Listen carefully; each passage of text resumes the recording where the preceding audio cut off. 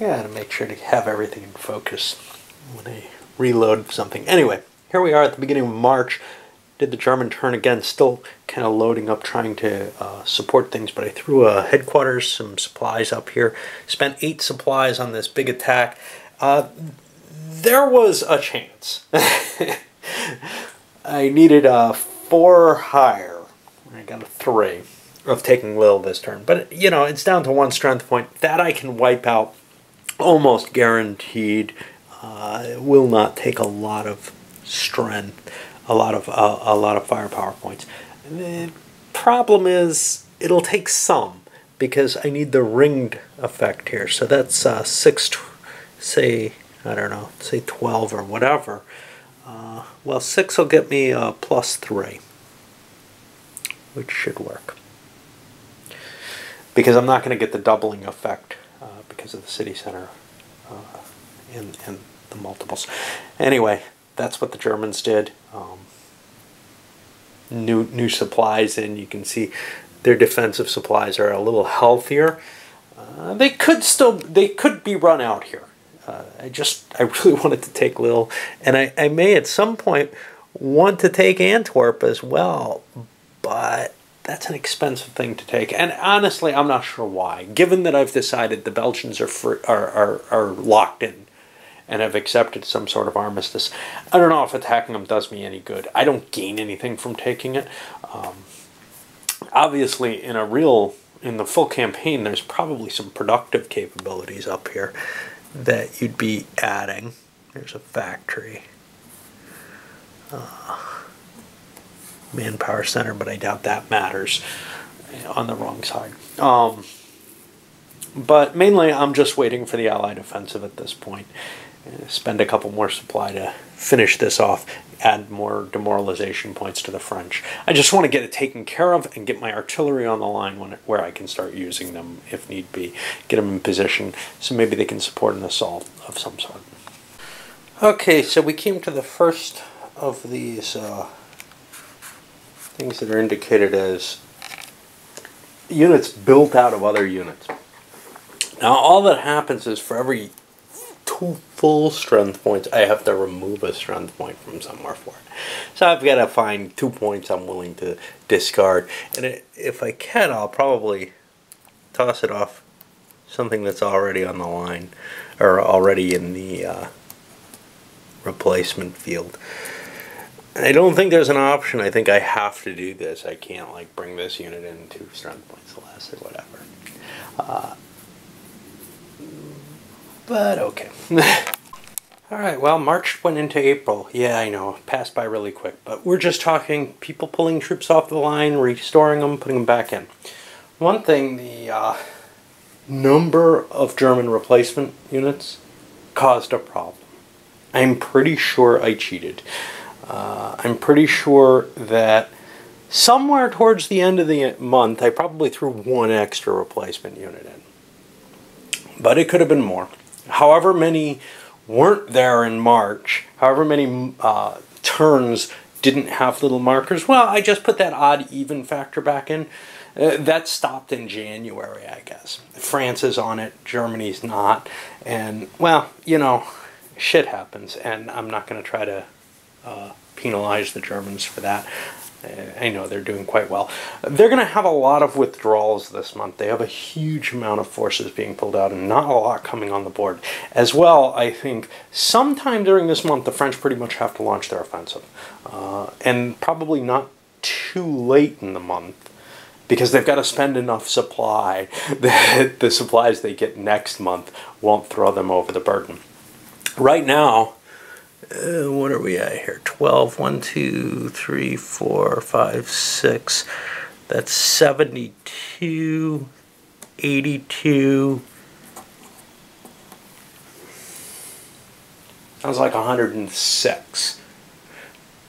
They're going to be at 146 as soon as they get their supplies this month. That means they're 4 points away from losing the game. So they must launch their offensive this month. And it has to be a pretty, you know, they have to expend a significant amount of that. They're at least at 40 points or so in this month, which I'm thinking is 2 or 3 turns probably. I kind of want to wait that long because all the trenches are built. The Germans are going to have units being pulled off the line. I'm still not convinced where I want to do it. I like the idea of a hinge offensive to throw the Brits in there too. They have a lot of force power, but as I started building up there, the Germans started building up there. Over here, things look kind of weak, but the Germans were building up there. Up here looks weak right now. Who knows what will happen, though. The Germans have to withdraw from places, so I kind of want to maintain a lot of strength. Over here is kind of interesting, too. The Germans have had to denude their line over there a little bit. But it's hard to tell, and I want it to be one big offensive. The reason not to do the Brits is the Brits have not a lot of supply. They have 24 right now. They'll be getting 10 more. They're not really in position. I gotta deal with that. They're not really in position to launch that big attack. Anyway, we'll probably do this month in half this video, and maybe once the assault starts, another half. Whatever works out. 3 turns into April, and by the way, all the trenches have kind of all the back end trenches are gone. Anything that I had kind of kicking around where there were troops, if I was wrong about that, if this one, say, was here, it would disappear. And from now on, trenches can only be built at the front line. And when they're destroyed, either through combat, or if you leave them and you're at the front line, they become these devastation markers, which don't provide any defensive benefit, but they do hinder movement. Just to show that kind of no man's land that can occur. What this means is kind of interesting. This and this hex are no longer entrenched. The French kind of got the worst of the deal out of that because, well, they have a fortress which provides some of the same benefits, but the Germans have the river line, which gives them significant defensive benefits there, which is why they're not right up here. It's hard to tell. Nobody wanted to go in that hex, and it just didn't happen. Everywhere else we're up against the line, so it's okay there. I don't know if I mentioned, but Lille went, and I don't think I paid the demoralization points for that. I gotta do that. But we're just waiting for the offensive to start, and you know, the French looked and said, I had a good opportunity. There were some weak German units on the line as some things were getting swapped out, and they said, this is a good time. But then they looked at what they had on that area, and they just didn't have the right troops for it. So they're now building up this front. They had been planning the attack over here, and it's actually pretty solid, but I decided that using the English supply was a bad idea. So now I'm kind of shifting my intention over to here and moving some troops in that direction. Haven't moved supplies yet. I ought to do that the turn before I actually launch the attack, because I'll probably strip more troops and build a reserve behind where I'm making the assault. That'll weaken some other front, but that's okay for now. Speaking of forgotten demoralization points, I forgot about the DM penalty for Germany. I didn't remember if it started in 15 or 16. I thought 16. For the blockade. 65 points a month. And that's 260 I owe there. So maybe it's a good time to take a look at what we're at. For the Germans here, we're of course at 580. I mean, that's a hefty expense they're going to be paying for the rest of the game. Just every month, 65 points, and their limit is 4,500, where they start suffering. Oh no, sorry, 3,000, where they start suffering issues. The French start suffering at only 1,500, and they're already at 786. And the English, well, they're doing pretty well still. They get a hit at 1,200 and. They're under 200 right now, 130 something. Alright, so the French massed everything they could up against this hex. I don't remember, 60 something strength points. Defensively, 45 coming back. You know, this is what they're going to face. This is one of the best places that they could hit. Clear terrain, because the river doesn't hurt them because they've got a crossing there. A trench line, but they've got that everywhere at -2. I mean, if they could have masked something here without the Germans noticing, they could get better odds. But they don't budget.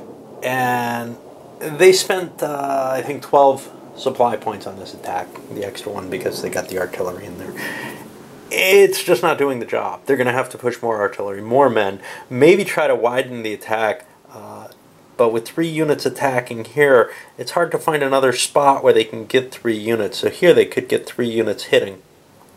They could, of course, shift around on the front a little bit for their attack. But if they're spending 11 points a turn, they're going to meet their requirements. And each side took 6 losses. So, you know, attrition-wise, they can deal with that. They can deal with not gaining ground. There's no real great advantage to gaining ground, to tell you the truth. But the breakthrough, being able to leverage other attacks, forcing the Germans back, all this would have been a plus, but it's not why they're actually fighting. They're actually fighting to get rid of their supplies, because Germany will lose no matter what due to the 65 per turn, as long as Allied losses due to their offensives don't get too high. Germany will crack just by the way the game is designed. So doing this on a limited attritional scale is perfectly fine for me, for the Allies. As we're winding towards the end of April, this was the end of the 6th turn, the French realized they weren't burning through points quickly enough with the single attack. They were pushing some artillery in. They attempted a second attack here. That went very, very badly. Overall, they lost the attrition fight here 7-9. This one they lost something like 17-4 or something. I'm not quite sure why it worked out so badly. They're terrible rolls, but there's also some woods there, which ended up a total of -4 and a +2 on the German roll. Just ended up much worse than normal trenches. But with so many hexes around it, I thought I could get a lot more power against it. It didn't turn out very well, and I was already kind of set up. That was really the second attack that made sense. Trying to cross the river line here would have been really ugly. Opening up a front somewhere else didn't look very promising either. The Germans have kind of filled in the area around Paris a little stronger than it had been. Uh-oh. Here at the end of April, French launched another big attack here along the river, the Seine. This one worked a lot better. They did, I think 13 hits to 7, nearly a 2-to-1 in terms of demoralization casualties. So remember, as soon as the month passes, 65 more points for the Germans. So the French can take some additional hits, but the Germans actually have a larger leeway there. But this was definitely a worthwhile turn. Got my supplies down low enough that I can take the next turn's supplies. I may be able to drain myself low enough that I can kind of call the offensive off at the end of this. Figuring, well, maybe doing a later offensive in the year. And this one doesn't seem to be gaining any ground, for whatever that may be worth. But it is definitely grinding both sides down. And the Germans can less afford to take care of that. They've got a bunch of units off the line right now that they're trying to recuperate or getting into shape. Those could be on the line. But the problem is with the German reinforcement or replacement rate, the way they're counters, they can't save them up or anything. They kind of have to do something. Now, they've got enough damaged units that they don't have to pull things off the line anymore. They probably are being a little risky here, but to some extent they're saying, you know, it doesn't matter. You can't hurt us. This was about the worst result they could possibly get. A very high roll for the French, but they did a high roll as well. It's just there were so many strength points of French here. But supply costs, in a sense, you're doing those to be able to say, yeah, I can't attack. In a lot of ways, that's one of the problems I have with this game, is it may very, very accurately model the effects of the attacks. It may enforce, through the supply rolls, a historical pace of attacks. But what it doesn't do in the least, and this is what La Grande Guerre does so well, even though it fails in some of, the implementations, is feel like it's really motivating my attacks properly. You got too much supply, you got to attack. Okay, granted, the armies did make the argument, I can't attack because of that, but they wanted the supplies. They wanted to be able to attack, is the feeling you got. It wasn't that, oh yes, if not for the fact that I would get canned for fighting out a purely attritional war and just trying to starve Germany out, which the historical knowledge kind of says that's going to happen. Oops, I forgot some German units here. And these are from last turn. Let's rail them up somewhere into the area. I'll figure out what to do with them on my next German turn, but that's okay. With them up in Germany, I had to pay for those units to bring them back to life. That's part of the reason there's so many destroyed units. I had to pull troops out of regular units and make weaker units with them, etc. But yeah, it doesn't feel like my motivation is a reasonable one. As the French, I'm not trying to gain ground. I'm not trying to win battles because it will help my national will and hurt the German national will, which is really the motivation in La Grande Guerre. There were definite problems with the military implementation as compared to this in terms of how well it seems to model the actual fight. But when it comes down to it, my choice would actually lean more towards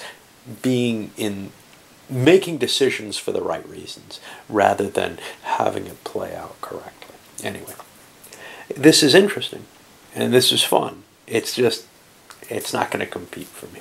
All right, up it goes.